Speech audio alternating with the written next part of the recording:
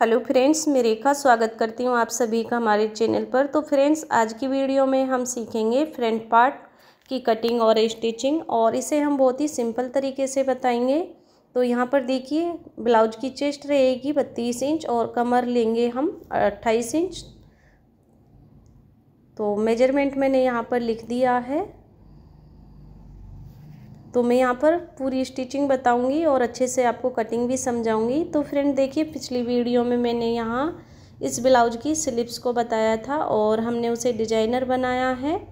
अगर आप इसकी भी स्टिचिंग और कटिंग देखना चाहते हैं तो प्लीज़ चैनल पर जाकर देख सकते हैं। इसे हमने बहुत ही आसान तरीके से बताया है और ईजी तरीके से आप भी इस स्लिप्स डिज़ाइन को बना सकते हैं। तो चलिए यहाँ पर हम कटिंग शुरू करते हैं ब्लाउज़ की।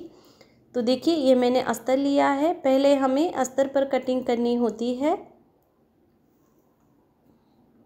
अस्तर को मैं डबल फोल्ड में, देखिए जितना मुझे हमारे मार्जिन के हिसाब से चाहिए लंबाई और चौड़ाई में, उतना मैं कट कर लूँगी। यहाँ पर हमारा अस्तर बड़ा है तो मैंने इसे ले लिया है। तो देखिए फ्रेंड्स, आपको ध्यान रखना है, इसे डबल फोल्ड में लेना है। और अगर आप बैक और फ्रंट दोनों साथ में निकाल लें तो 4 फोल्ड ले लीजिए कपड़े को। फ्रेंड्स, यहाँ पर जितना भी आपने बैक पार्ट लिया है उस लेंथ को छोड़ते हुए यहाँ पर आपको 2.5 इंच एक्स्ट्रा और लेना है फ्रंट पार्ट के लिए। आप यहाँ पर 2 इंच भी ले सकते हैं, लेकिन मैं यहाँ 2.5 इंच छोड़ रही हूँ। तो देखिए, नीचे की तरफ पहले हम 2.5 इंच पर निशान लगाएंगे दोनों तरफ और यहाँ हम सीधी लाइन बना लेंगे। तो यहाँ पर मैंने सीधी लाइन बना ली है। अब देखिए, जो हमारी टोटल लंबाई थी ना बैक पार्ट की, उसमें आप 1 इंच प्लस करते हुए इस लाइन के ऊपर से अपना फ्रंट पार्ट का निशान लगा लीजिए। तो मेरी यहाँ पर टोटल मैंने 14 लिया है, तैयार हमारी 13 इंच रहेगी, क्योंकि बैक पार्ट हमने 13 इंच पर बनाया था लंबाई में। और यहाँ पर भी मैंने 1 इंच प्लस किया है, जैसे कि मैंने बैक पार्ट में लिया था। अब आपको क्या करना है, ये फ्रंट पार्ट है, आधा इंच आपको पहले एक पट्टी छोड़ देनी है आई हुक के लिए। तो यहाँ पर देखिए, सीधी हमें लाइन बना लेनी है आधा इंच छोड़ते हुए। फिर यहाँ से हम हमारे शोल्डर और चेस्ट का निशान लेंगे इसको छोड़ते हुए, क्योंकि हमें आई हुक के लिए आधा इंच छोड़ना बहुत ज़रूरी है, नहीं तो हमारे पार्ट छोटे बड़े हो जाते हैं।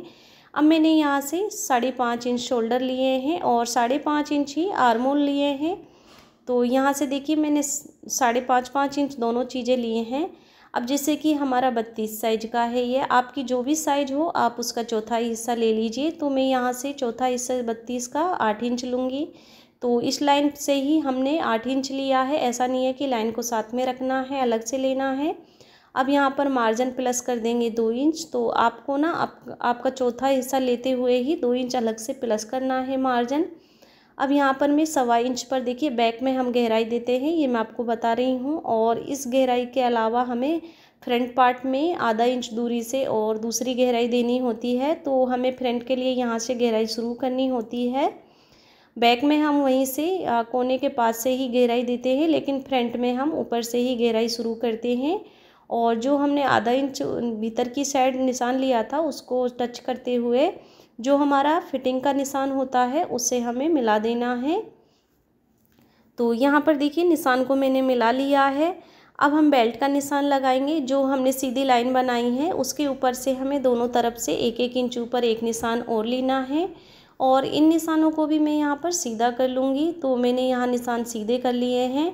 अब देखिए, हमें जो बेल्ट डाउन करनी है, यहाँ पर हम 3.5 इंच दूरी से एक निशान लगाएंगे। जहाँ की हमारा नीचे वाला टक्स आता है वहीं हमें डाउन करना होता है, और यहाँ से उठाकर हम दूसरी तरफ इस निशान को मिला देंगे इस तरह से। तो ये हमने बेल्ट का शेप भी दे लिया है। अब ये हमें देखिए क्या करना है, कटिंग कर लेनी है। जो हमने फ्रंट पार्ट के लिए निशान लगाया था आर्म होल पर, उसी पर हमें कटिंग करनी है। तो यहाँ मैंने कटिंग कर ली है। थोड़ा सा और शेप देते हुए हम अच्छे से छांट लेंगे, और जो हमारी फिटिंग वाली साइड की तरफ हमने बेल्ट में निशान लगाया था उसको भी हम निकाल देंगे, सीधा कर लेंगे एक साइड से। तो यहाँ पर देखिए, मैंने यहाँ तक की कटिंग कर ली है। अब हम गले का निशान लगाएंगे। ऊपर से मैं जो हमने आधा इंच छोड़ा था वहाँ से 2.5 इंच चौड़ाई ले रही हूँ गले की, और नीचे से मैंने 3.5 इंच ली है। टोटल ही लिया है हमने बाहर तक से। और अब देखिए, यहाँ पर अब एक बॉक्स रेडी कर लेना है। आप चाहे इसमें जो भी शेप दे सकते हैं, लेकिन मैं यहाँ राउंड शेप दे रही हूँ इस तरह से। अब हम प्लेट का निशान लगाएंगे। तो देखिए, जो हमने 3.5 इंच दूरी से बेल्ट डाउन की थी वहीं से हमें 2.5 इंच लंबाई में टक्स लेना है। तो ये सभी साइज़ के लिए होता है कि फ्रेंड्स यहाँ आती है अच्छी फिटिंग की बात, जो कि आपकी चेस्ट पर चपटा हो जाता है। इसी कारण होता है हम ये जो टक्स हैं जो बहुत ज़्यादा कम लेते हैं, इसे हम टोटल 1 इंच ही पर ले लेते हैं। तो इसी कारण से हमारा पफ अच्छे से बनकर नहीं आता है।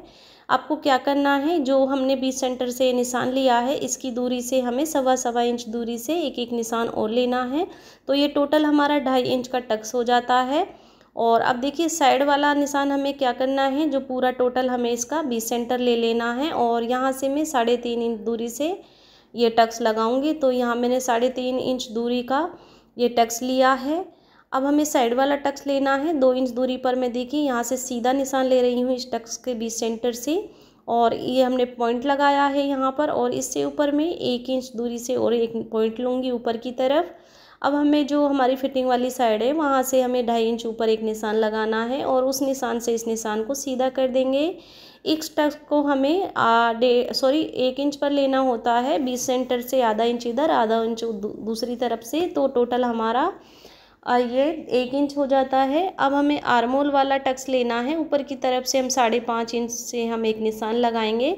और देखिए जो साइड वाला टक्स है हमारा, ये हम 2.5 इंच से इस तरह से रखेंगे तिरछा, और यहाँ से हम पॉइंट लगा लेंगे। ये हमारा आर्मोल वाला टक्स निकल जाएगा। तो फ्रेंड्स मैंने आपको समझ में नहीं आ रहा है तो वीडियो को आप दोबारा से देख सकते हैं।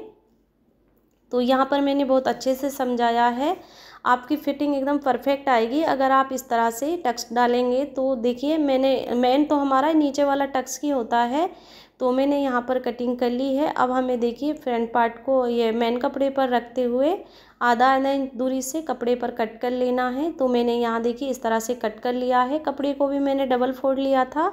अब हम बेल्ट निकालेंगे। बेल्ट आप कहीं से भी निकाल सकते हैं जहाँ आपको कपड़ा दिख रहा है। तो यहाँ पर मैंने बेल्ट की भी कटिंग कर ली है फ्रेंड। तो चलिए हम इसकी स्टिचिंग करते हैं। अब देखिए इस तरह से हम थपथपा लेंगे निशान को, ताकि हमारा निशान दूसरी तरफ भी आ जाए। यहाँ पर ये दिख जाते हैं आराम से, तो आप दूसरी तरफ भी निशान ले सकते हैं। तो यहाँ पर सेम तरीके से हम निशान लगा लेंगे। तो मैंने यहाँ निशान ले लिए हैं। अब आपको क्या करना है फ्रेंड्स, मेन कपड़ा लेना है और इस तरह से हम जैसे कि हमने कटिंग की थी, देखिए इस तरह से हमें जमाना है, अच्छे से इसे सेट कर लेना है। अब हम इसके चारों तरफ सिलाई लगाएंगे, इस पर कच्चा कर लेंगे।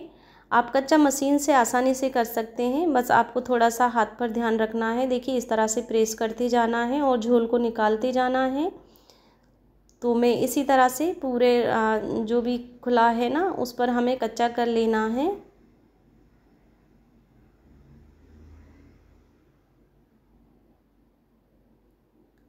तो मैं यहाँ पर कच्चा कर ली हूँ। अब आपको देख सकते हैं ये बिल्कुल भी झोल नहीं आया इसमें। अब इसका जो मेन कपड़े का एक्स्ट्रा कपड़ा है उस पर हमें कटिंग कर लेनी है, क्योंकि हमारी जो मेन कटिंग हुई है वो अस्तर पर ही होती है। और उसके अलावा जितना भी कपड़ा है उसे छांट लेना है आपको। सेम तरीके से ही हम दूसरी तरफ कच्चा कर लेंगे। बस आपको इतना ध्यान रखना है, कच्चा करने से पहले आप एक साइड गले साइड से मिलाते हुए ही कच्चा करना है, क्योंकि ये उल्टा हमारा जुड़ जाता है कई बार। और देखिए अब हम अपनी बेल्ट पर कच्चा कर लेंगे। यहाँ मैं देखिए बेल्ट को रखूँगी और इस तरह से ही रखते हुए हमें इस पर कच्चा कर लेना है।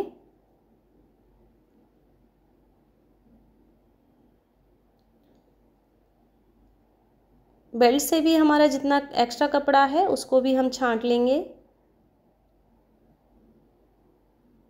तो मैं यहाँ पर कपड़े को छांट ली हूँ। सेम तरीके से ही हम दूसरी तरफ बेल्ट को रखेंगे।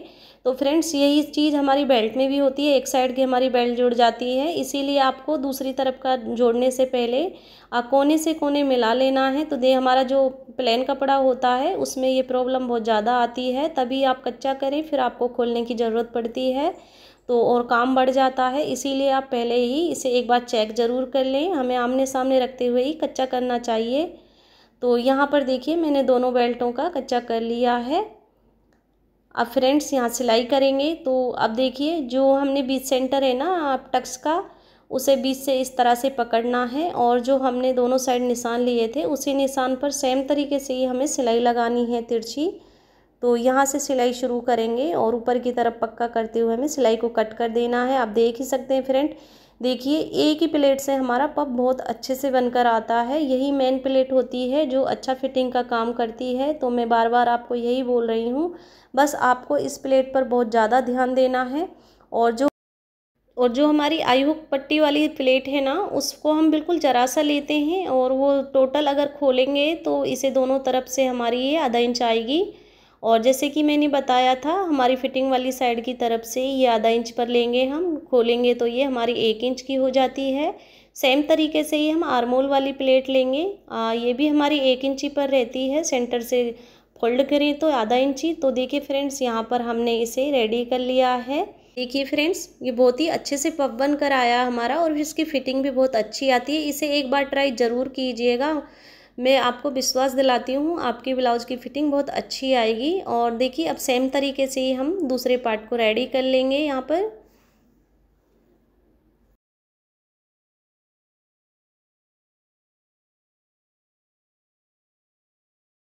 तो फ्रेंड्स, मैंने दोनों तरफ टक्स डाल लिए हैं। अब इनकी बेल्ट लेंगे और इस तरह से हम रखेंगे दोनों तरफ।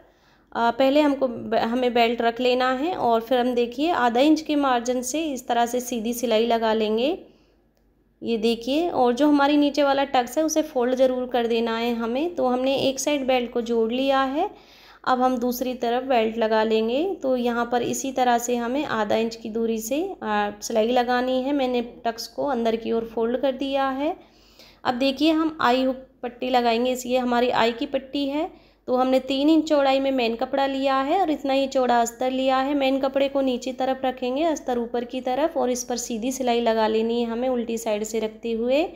अब हम पट्टी को इस तरह से पलटेंगे, जो हमारा मेन कपड़ा है ऊपर की तरफ आ जाएगा। ये यहाँ से हमें किनारे से सिलाई लगा लेनी है। अब हम देखिए ब्लाउज को सीधा करेंगे, इस तरह से एक फोल्ड करना है हमें। और देखिए इस तरह से पहले सेट कर लेना है बहुत। अब देखिए जो हमारी जो सिलाई थी ना मार्जिन की, उसे दबाते हुए हम पट्टी को फोल्ड कर लेंगे और बिल्कुल किनारे से हमें सिलाई लगानी है फिनिशिंग वाली। तो यहाँ पर मैंने सिलाई को कंप्लीट कर लिया है। एक सिलाई हम पट्टी पर बीच से लगाएंगे, तो देखिए ये दोनों तरफ से बहुत फिनिशिंग से रेडी होती है अगर इस तरह से आप उल्टी साइड से आई पट्टी लगाते हैं। तो फ्रेंड्स, अब हम हुक की पट्टी लगाएंगे। तो ये मैंने 3 इंच चौड़ा ही अस्तर लिया है। हुक पट्टी में हमें अस्तर की ज़रूरत होती है और यहाँ इसे इस फोल्ड करते हुए हम आधा इंच के मार्जिन से सिलाई लगा लेंगे। अब हुक पट्टी को भी इस तरह से पलटेंगे और इसके ऊपर किनारे से भी हम एक सिलाई लगाएंगे। फिर इसे आसानी से हम अंदर की ओर पलट देंगे। तो इस पर हम एक कच्ची सिलाई लगाएंगे, बाद में इस यहाँ पर तुरपाई होती है। तो हमने दोनों पट्टियों को रेडी कर लिया है। अब एक बार इस तरह से नाप लेंगे, हमें बेल्ट से बेल्ट मिलानी है और प्लेट से प्लेट। अब जितना भी हमारा गले का ऊपर अगर थोड़ा बहुत कम ज़्यादा हो रहा है तो हम उसे बराबर कर लेंगे। और हमें देखिए इस तरह से निशान लगा लेने हैं, क्योंकि हमारा दोनों तरफ पाइपिंग ताकि बराबर आए। ये मैंने पाइपिंग ली है, आप यहाँ पर अस्तर पट्टी भी लगा सकते हैं अंदर की ओर फोल्ड करने के लिए। मैंने यहाँ पर पाइपिंग बना के रख रखी थी। तो इस तरह से आप अपने अकॉर्डिंग गला रेडी कर सकते हैं। तो यहाँ दूसरी तरफ भी मैं उसी निशान से यहाँ जोड़ूंगी पट्टी को। तो देखिए आप डबल फोल्ड में इस तरह से पट्टी ले लीजिए और सेम तरीके से रखते हुए पट्टी पर सिलाई लगा लीजिए और उसे अंदर की ओर पलट लीजिए। अब यहाँ पर मैंने आधा इंच जो छोड़ा है बाहर की तरफ, उसे फोल्ड करेंगे और पाइपिंग को एक फोल्ड करेंगे इस तरह से। सेम तरीके से ही मैं दूसरी तरफ एक फ़ोल्ड कर लूँगी पाइपिंग पर।